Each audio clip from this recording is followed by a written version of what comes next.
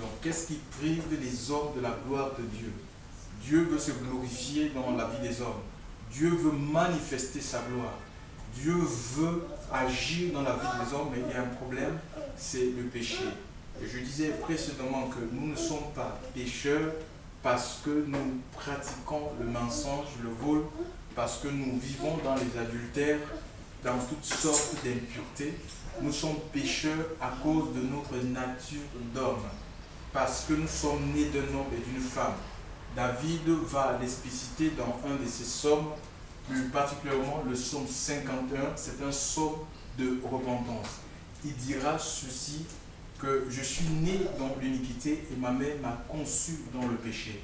Mais ce que tu veux, ô Dieu, ce que la vérité soit au fond du cœur. En fait, être pécheur n'est pas une fatalité. Pourquoi? Parce que c'est notre nature. Mais ce qui est une fatalité, c'est refuser d'admettre que nous sommes des pécheurs.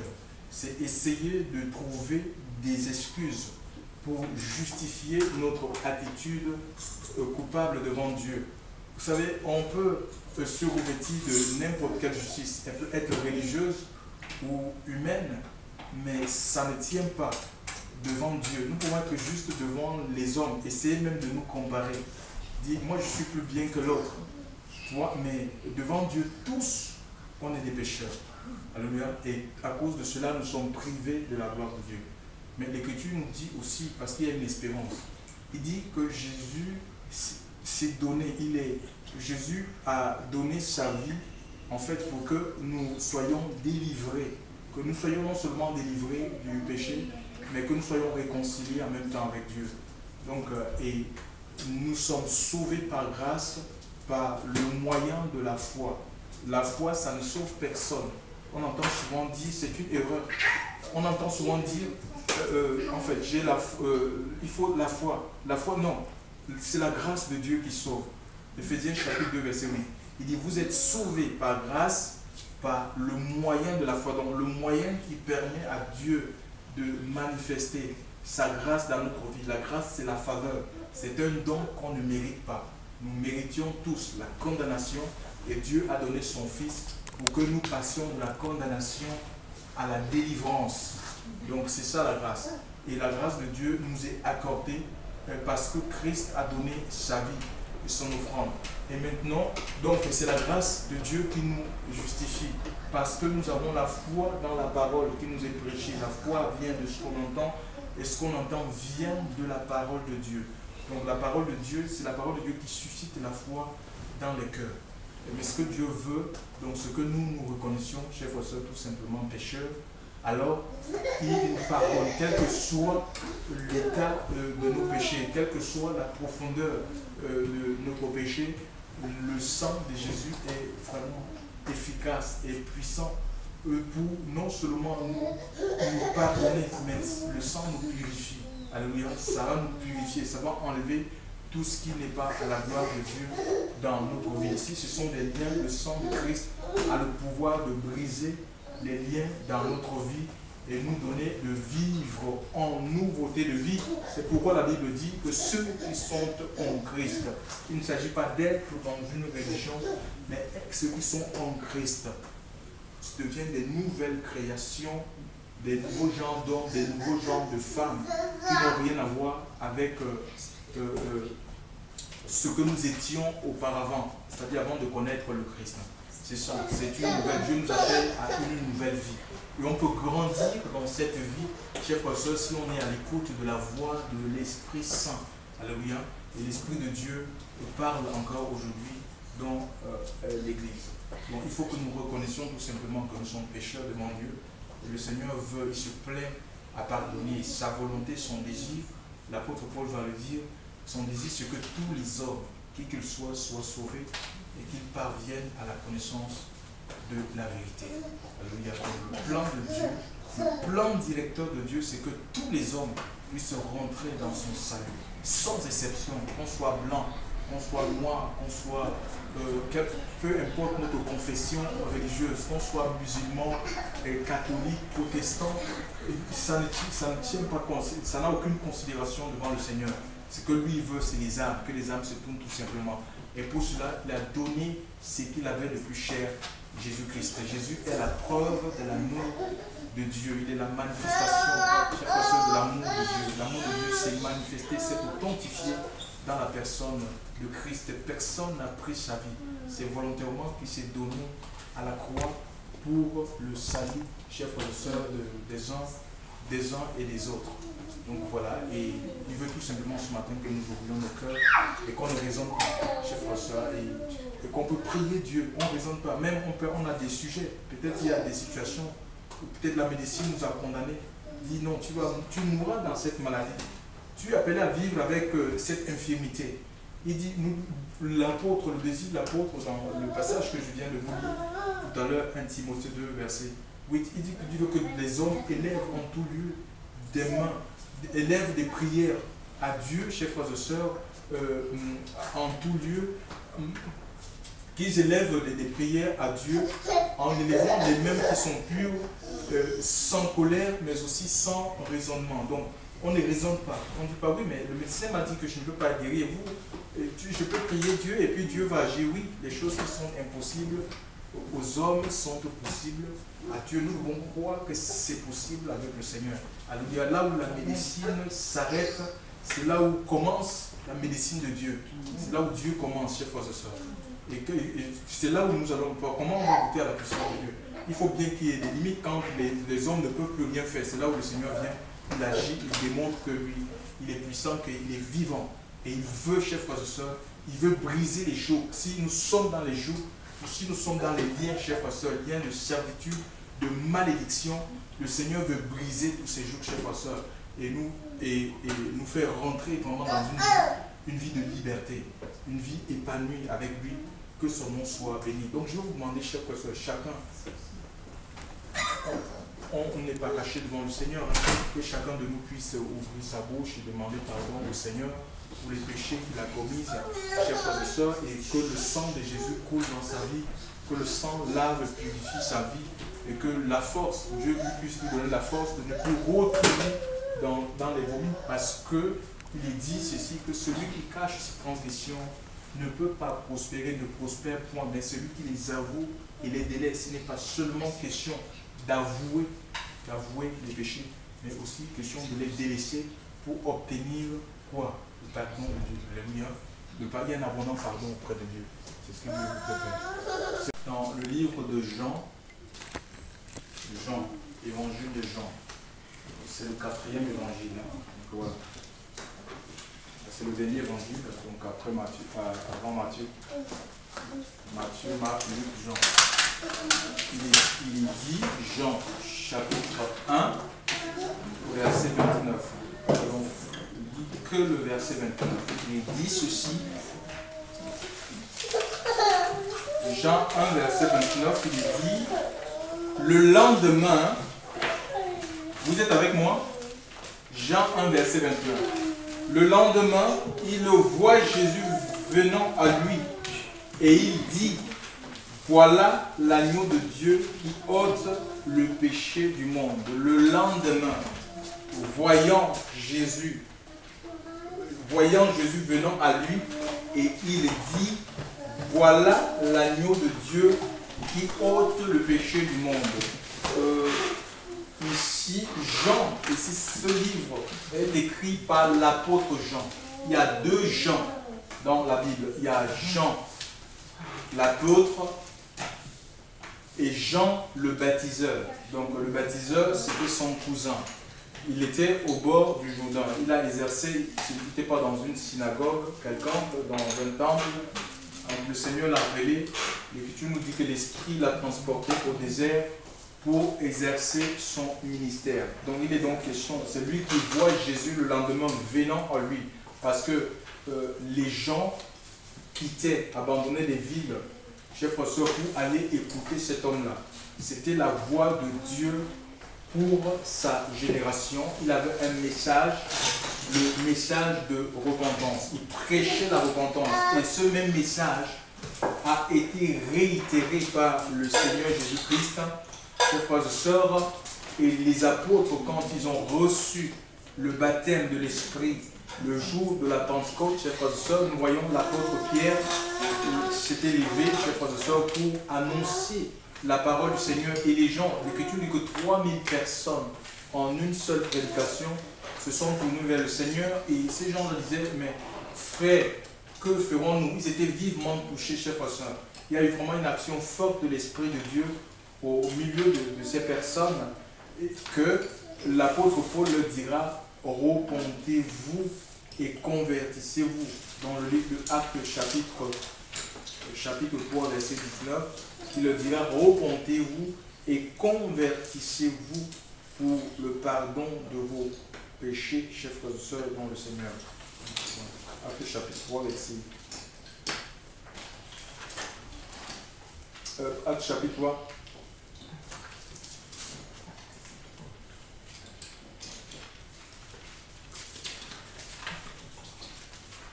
Oui, chapitre 3, verset 19, repentez-vous donc et vous convertissez pour que vos péchés soient effacés, en sorte que viennent les temps de rafraîchissement devant la présence du Seigneur. Voilà donc, c'est ce que l'apôtre leur a dit. Il ne les a pas cachés, il ne les a pas, il les a mis face à leurs responsabilités. Voyez, il les a dit, repentez-vous, que devons-nous donc faire? Il n'a pas dit, devenez des religieux, prenez les étiquettes, les cartes de membres, et devenez rentrer dans une organisation quelconque. Il les a parlé de la repentance. Ça veut dire que c'est l'esprit qui a animé Jean le Baptiste, le même esprit qui a animé Jésus-Christ, c'est le même qui a animé les apôtres. Et c'est le même esprit aujourd'hui qui anime l'Église. L'Église a besoin d'entendre ce message, le message de la repentance. Et ici, il est dit, voyant venir, le lendemain, il voit Jésus venant à lui, il dira, voilà l'agneau de Dieu qui ôte le péché du monde. Mais pour que le péché soit ôté dans notre vie, on a ôté, c'est enlever quelque chose. Hein. Ça veut dire que le péché, c'est comme un manteau, c'est comme un habit. Et nous avons un homme dans la Bible, Saül. Je ne sais pas si vous avez entendu le nom, pas Saül, Saul. Hein. Saul, oui, Saul de Tarse. Il va dire dans le livre de Romains, dans son épître aux Romains, Romains chapitre 7, verset 24, mais qui me délivrera de ce corps de mort? Hein, donc c'est la mort. Le péché nous entraîne, en fait, la mort spirituelle. Le péché nous entraîne à la mort spirituelle. On est mort spirituellement, on est mort aux choses de Dieu. On est mort à la vie de Dieu. On ne peut pas la voir quand on est lié non par le péché, lié par la pratique du péché. Chers frères et sœurs, il va dire, qui me délivrera de ce corps de mort? Et lui-même va donner la réponse, grâce soit rendue à Dieu par Jésus-Christ. Ça veut dire que la délivrance du péché, chers frères et sœurs, a été accomplie dans le Christ. Nous avons, et ça rejoint ce passage de Jean, chapitre 1, verset 29, le lendemain, voyant Jésus venant à lui, il dit, voilà l'agneau de Dieu qui ôte le péché du monde. Alléluia. Donc, c'est seul le Christ qui ôte. On n'aura pas le péché parce que nous sommes allés confesser auprès, je ne sais pas, d'un prélat, d'un religieux. Vous savez, il y a des choses qu'on a, des structures, on a fait de structurer des choses de Dieu, de rendre des choses de Dieu. L'Église est devenue, elle fonctionne de manière conventionnelle. Il y a des mouvements où chaque année, on va voir, je ne sais pas, un prêtre, un pasteur, et puis on va confesser. La confession de péché, c'est une action de l'Esprit Saint. Quand nous lisons l'histoire de David, David avait péché, chers frères et sœurs, et l'Écriture dira, tant que je me suis tué, dans le psaume 32, mes os se consumaient et ma vigueur n'était plus que sécheresse. Et même David, pourtant, c'était quelqu'un qui avait une relation avec Dieu. Il avait le Saint-Esprit en lui, mais il avait péché. Pour dire qu'on peut avoir expérimenté la nouvelle naissance, hein, mes amis. C'est le problème de l'Église aujourd'hui. On peut avoir expérimenté la nouvelle naissance, on peut avoir reçu l'Esprit de Dieu, avoir l'onction de Dieu en nous et avoir un péché, garder un péché dans notre vie. Mais en fait, ce péché va nous rendre malheureux. Ce péché va nous rendre sans force devant le Seigneur, chers frères et sœurs. Donc il y a tant que je me suis tué, mes os se consumaient. Tu vas brûler au-dedans de toi. Tu vois comme des tensions. Tu vas être dans l'angoisse, dans l'amertume. Au-dedans de toi, mes os se consumaient. C'est le psaume 32, hein, pour ceux qui prennent des notes. Donc mes os et ma vigueur, ma force n'était plus que sécheresse. chers frères et sœurs. Donc, nous serons sans force. On n'aura pas la force de prier, la force de jeûner, chers frères et sœurs. Hein, donc, voilà, de rentrer dans le combat, le combat spirituel. Pourquoi? À cause du péché que nous retenons, nous gardons dans notre vie. La solution, c'est quoi? Donc, sous l'action de l'Esprit de Dieu, nous voyons que cet homme, je t'ai fait connaître, je t'ai fait connaître mon péché, je t'ai avoué mes fautes, et les eaux que tu as brisées se réjouiront, se sont réjouis. Donc, ça veut dire qu'il y a de la joie. Quand nous confessons, nous expérimentons la joie du salut, la joie de la délivrance. Il dit, repentez-vous et convertissez-vous. Ça rejoint Actes chapitre 3, verset 19. Et convertissez-vous, vous l'avez écrit tout à l'heure, pour que les temps de rafraîchissement, de réjouissance, sont les temps de réjouissance, les temps de paix. Si on ne se repent pas, on ne peut pas recevoir l'Esprit de Dieu, chers frères et sœurs. Si on ne se repent pas, l'homme spirituel ne peut pas grandir en nous. Si on ne se repent pas, il nous est impossible, chers frères et sœurs, de recevoir le sceau de Dieu. Alléluia, le sceau de Dieu, l'assurance du salut. Quand on a le sceau de Dieu, on a l'assurance du salut. Alléluia, la vie chrétienne, la vie d'enfant de Dieu, c'est une vie de conviction. On ne peut pas avoir la conviction que le Seigneur vit en moi. C'est impossible. On peut savoir ces choses. On ne peut pas savoir que Jésus-Christ est vivant si on refuse de se repentir. Vous voyez, on peut s'appuyer sur toutes sortes de raisonnements que nous voulons, mais ça ne va pas arranger notre vie. Nous pouvons raisonner avec Dieu, nous pouvons mathématiser avec Dieu. On est dans un pays où on dit c'est ma logique, c'est ma façon. Tu peux penser ce que tu veux. Le Seigneur, ce n'est pas nous qui décidons comment est-ce que nous devons servir Dieu. C'est Dieu qui nous dit comment le servir, comment nous approcher de lui. Et le seul chemin qui nous permet de nous approcher de Dieu, c'est le chemin de la repentance. Et puis si l'Église rentre dans une profonde repentance, chers frères et sœurs, cette Église va expérimenter le Saint-Esprit. Elle va marcher dans les signes, elle va marcher dans les miracles, elle va marcher dans les prodiges. Mais si elle garde une partie, parce qu'on ne peut pas être partagé avec les choses de Dieu, soit on est entier. Si on est à 99,99% à Dieu, et que, je ne sais pas, 0,1%, on est dans le monde, ça veut dire qu'on est en fait, on n'est pas au Seigneur, quoi. Dieu nous veut entiers, il veut des cœurs entiers. Arrêtons de nous plaindre. Jérémie 29, verset 11, c'est un passage qui a beaucoup de promesses. Dieu dit, je connais les projets que j'ai pour vous. Il dit, il a des projets de paix pour nos vies, pour chacune de nos vies. Peu importe qui nous sommes, quelle que soit notre condition sociale, le niveau d'études, ça importe, c'est Dieu qui élève. Chers frères et sœurs, ça n'a rien à voir avec notre niveau d'études, mais il dit, je connais des projets que j'ai formés sur vous, dit Dieu, des projets de paix et non de malheur. Donc Dieu a des projets les meilleurs pour sa création. Mais pour rentrer dans ces projets, chers frères et sœurs, il faut que nous venions à lui. La paix, c'est Christ, hein? C'est Jésus, la paix. Et Matthieu, il va faire un appel, il dit, venez à moi, vous tous qui êtes fatigués, vous êtes troublés, perturbés, venez à moi, je vais vous donner, donc je vais vous faire rentrer dans ce paix. Mais si vous me cherchez de tout votre cœur, ça c'est Jérémie 29, versets 11, 12, 13, 14, il dit, si vous me cherchez de tout votre cœur, il n'est pas question de chercher Dieu, un cœur avec un cœur qui est partagé, un cœur divisé, un double cœur. Hein? Une partie du cœur dans les choses de Dieu, une autre partie, je garde ça pour moi, pour le monde. Non, il est question de se tourner entièrement vers le Seigneur pour que le Seigneur prenne soin, qu'il prenne soin de nous, chers frères et sœurs. Ne soyons pas comme ces femmes-là dont nous parle le prophète Ésaïe chapitre 4. Si j'ai bonne mémoire, je vais essayer de trouver le passage. Ésaïe dit, et c'est un des signes de la fin des temps, c'est l'histoire de l'Église. Les femmes, c'est l'Église. Hein? On a cru que le message de la repentance c'était un message pour des païens. Non, c'est un message qui concerne l'Église du Seigneur. Alléluia, l'Église doit vivre dans une profonde repentance si elle veut vraiment expérimenter la présence de Dieu. Il n'y a pas de recette. Il n'y a pas je ne veux pas vous donner des formules. Il n'y a pas des formules toutes faites pour rentrer dans la dynamique de l'esprit. Ça n'existe pas. Ça n'existe pas dans la Bible. Je vais trouver des formules d'un homme de Dieu pour rentrer dans la dynamique de l'esprit. Ça, c'est faux. C'est pas biblique. Et la Bible, c'est pas un livre mystique. c'est le livre de la parole de Dieu. La méditation personnelle nous permet de rentrer dans, de grandir, de rentrer dans le salut de Dieu. L'apôtre Paul avait dit à Timothée vraiment de ne pas s'éloigner de ce livre, car il y a des paroles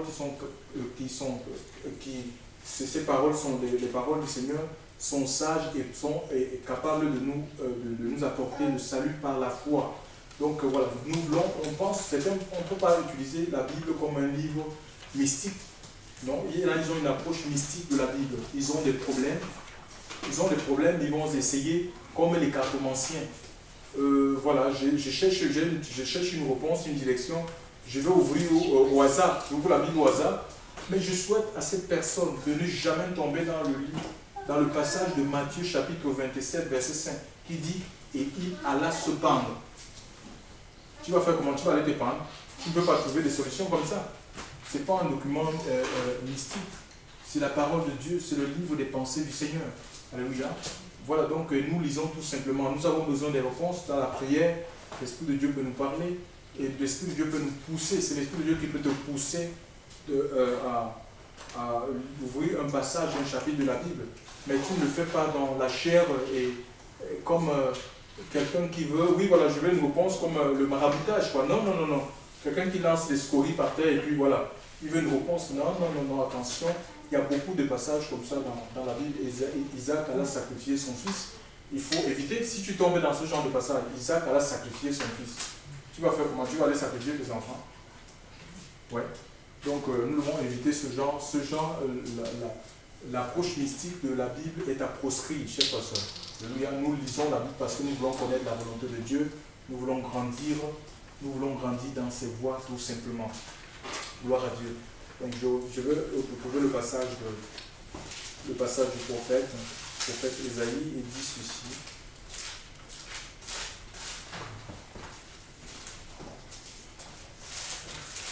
Ésaïe 4 dit ceci.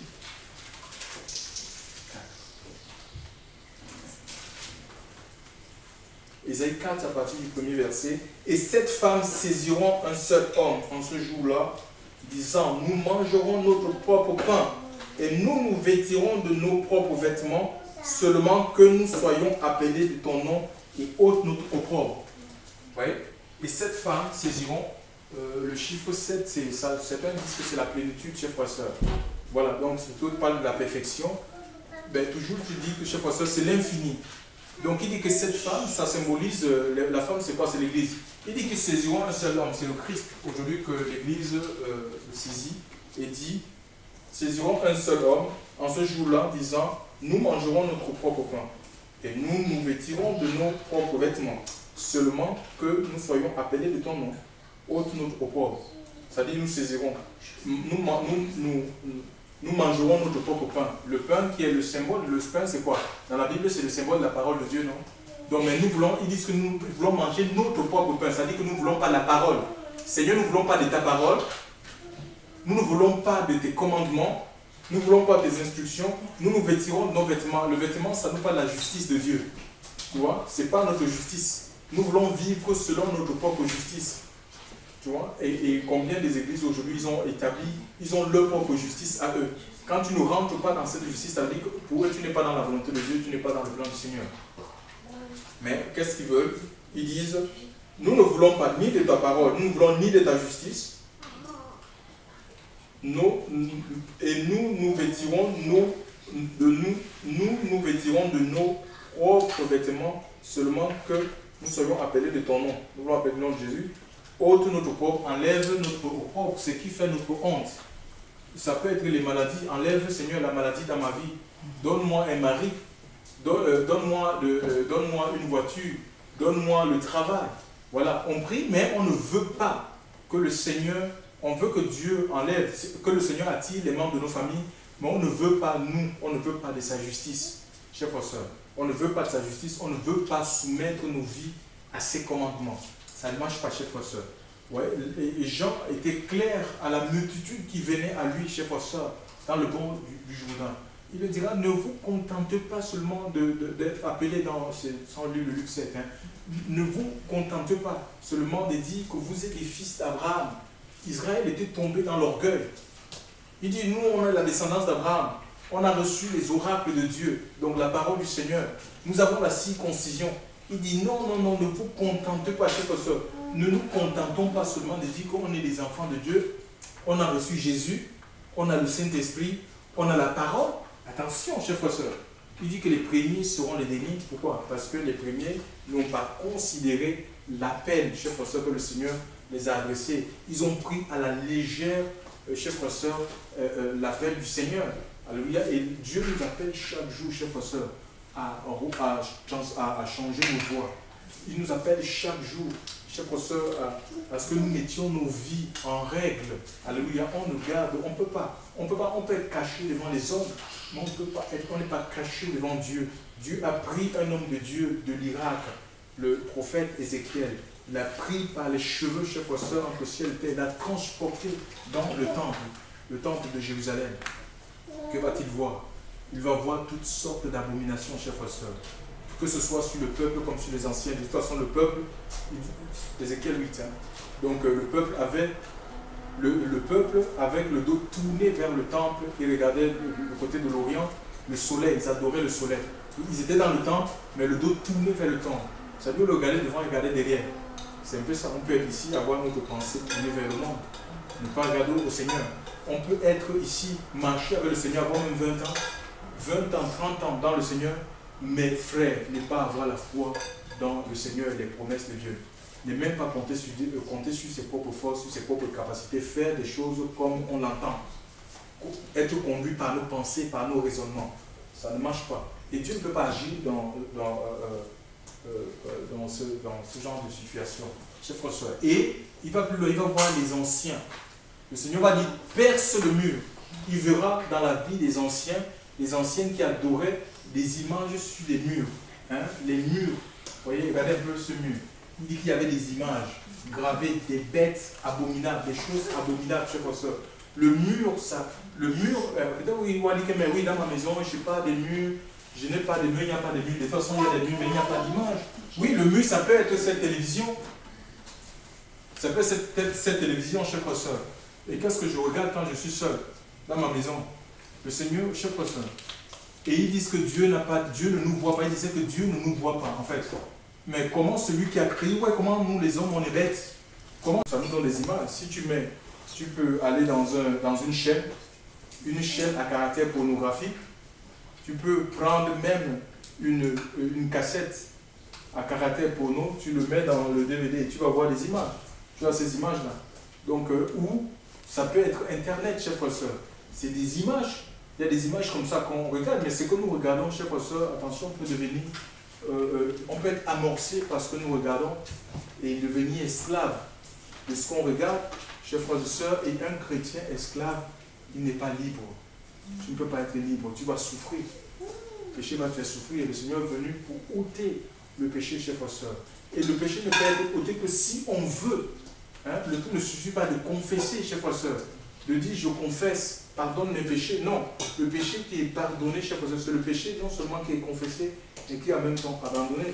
Proverbe 28, verset 13. Il dit si vous, celui qui cache ses transgressions, ne prospère point. Il n'y a pas de prospérité, il s'agit de la prospérité spirituelle.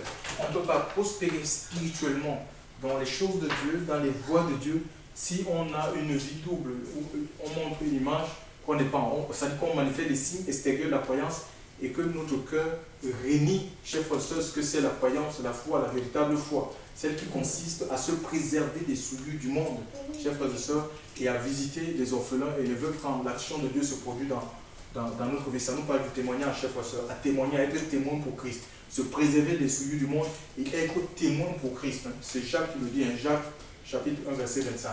Donc maintenant, si nous, on ne peut pas,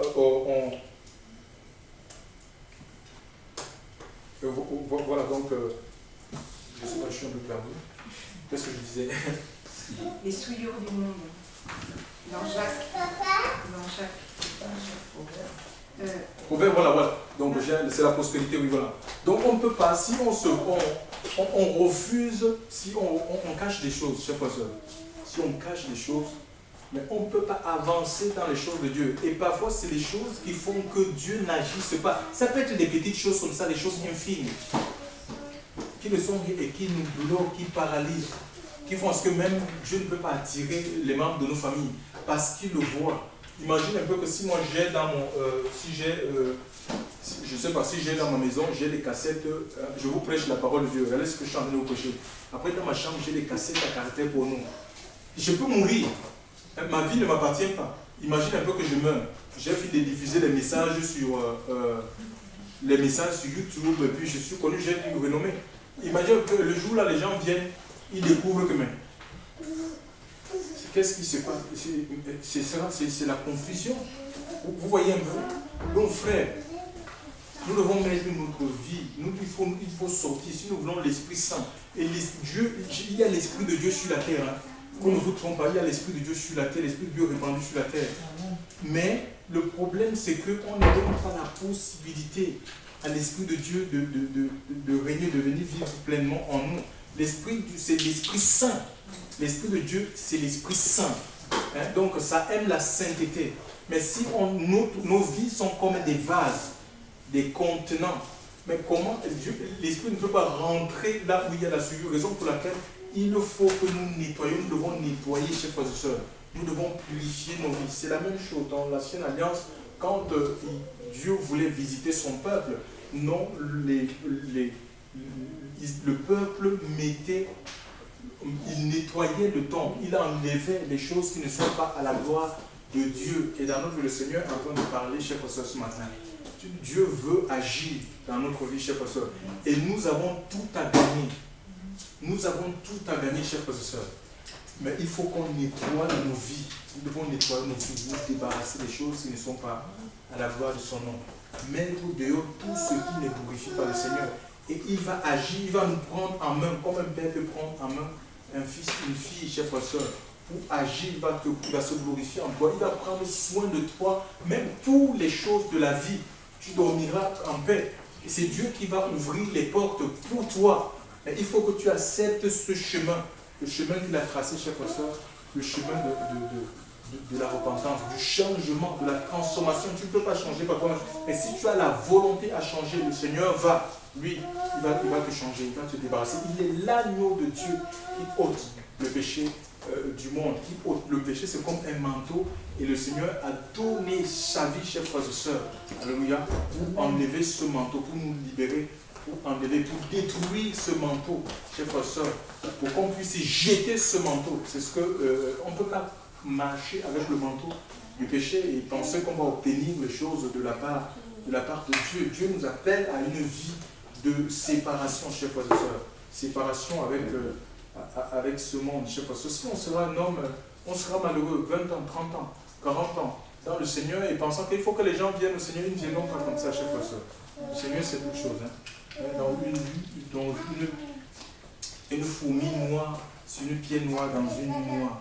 Chers frères et sœurs, comprenez que le Seigneur voit, il n'y a rien qui dérobe au regard de Dieu. Dieu sait autre chose. On ne peut pas jouer la comédie, chers frères et sœurs. On ne peut pas jouer la comédie, c'est l'hypocrisie. Donc c'était ce que vivaient les scribes et les pharisiens.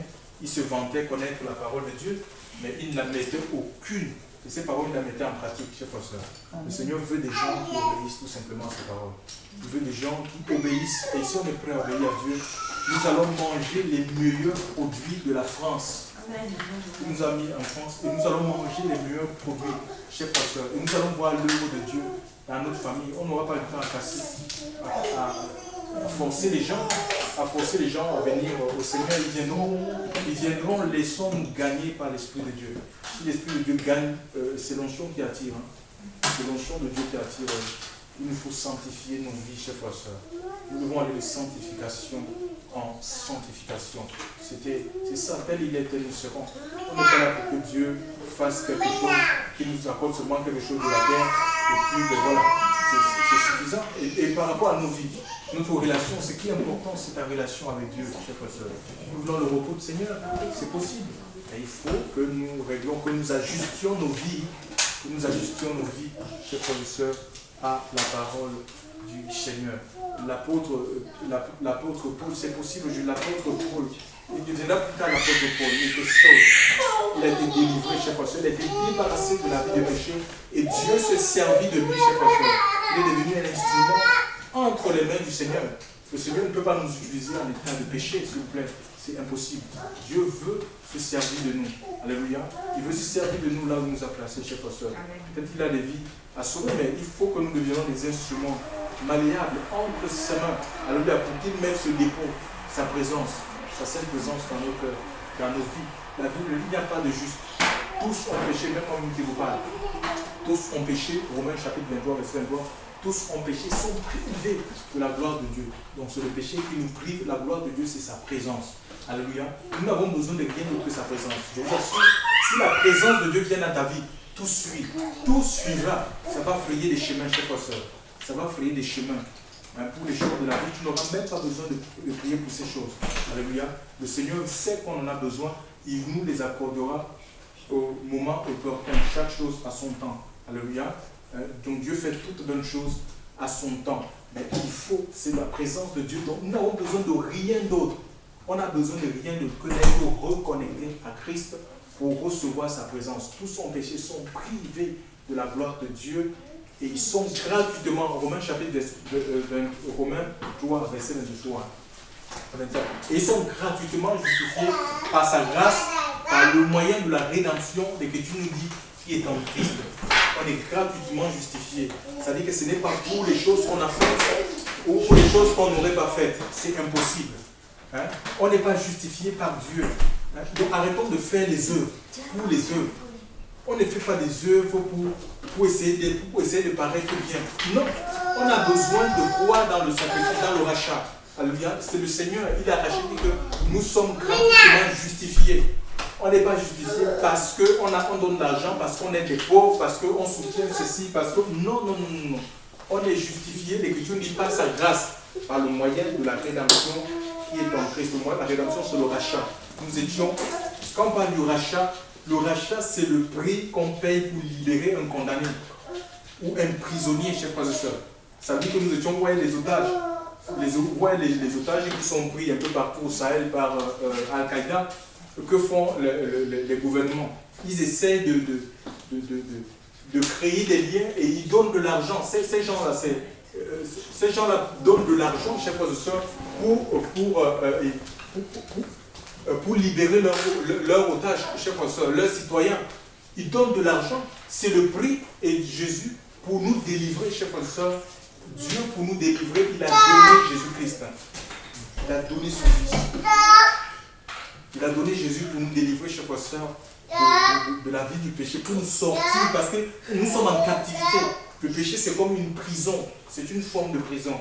Et Dieu brise, il a donné son Fils. Seul Christ peut nous sortir de cette prison, de cet enfer, chers frères et sœurs, et faire de nous des nouvelles créations.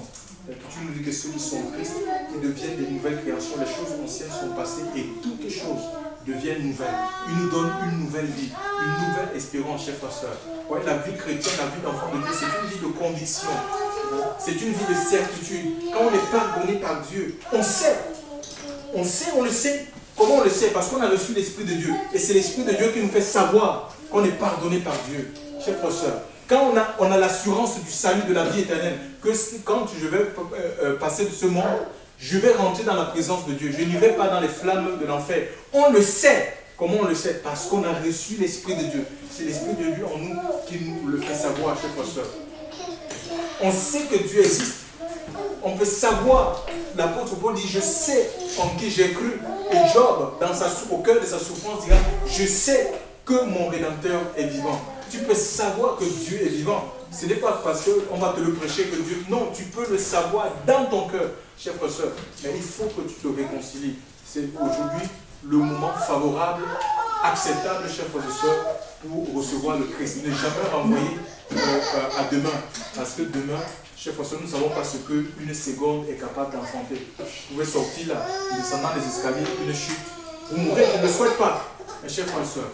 Mais vous pouvez aussi, n'ayant fait la paix avec Dieu, sortir et mourir. Hein. Donc, il n'y a rien qui garantit. Mais au moins, vous savez qu'en mourant, vous allez dans la présence du Seigneur. Vous êtes dans l'assurance de votre salut. Vous avez été racheté. Et le Seigneur veut, chers frères et sœurs, Il veut tout simplement, il veut notre cœur, il veut que nous marchions dans ses voies. Il a donné sa parole. Et si nous plions nos vies, chers frères et sœurs, à sa parole, à son message, chers frères et sœurs, si nous nous laissons gagner par le message de Dieu, alors, chers frères et sœurs, nous allons rentrer dans cette vie de paix, cette vie de joie, cette vie de justice. C'est ça, le royaume des cieux. Nous allons rentrer dans son royaume. C'est paix, c'est joie, c'est justice par le Saint-Esprit. Romains chapitre 14, verset 17. Le royaume des cieux, ce n'est pas les manger et le boire. Chers frères et sœurs, c'est la paix, c'est la joie, c'est la justice de Dieu par le Saint-Esprit. Et nous avons besoin de l'Esprit de Dieu chaque jour, chers frères et sœurs, pour nous conduire. Pour nous conduire dans un monde où il y a beaucoup de pièges, un monde incertain. L'Esprit de Dieu veut être le guide de notre vie. Tous ceux qui se repentent, achètent le semaine en repentant, le Seigneur ne laisse pas vivre. Il les donne le Saint-Esprit, il les scelle de son esprit pour que leur vie soit gardée jusqu'à ce qu'ils reviennent. Et on peut grandir dans la possibilité, chers frères et sœurs, la grâce de grandir dans les voies de Dieu. Que son nom soit béni en ce matin. Alléluia.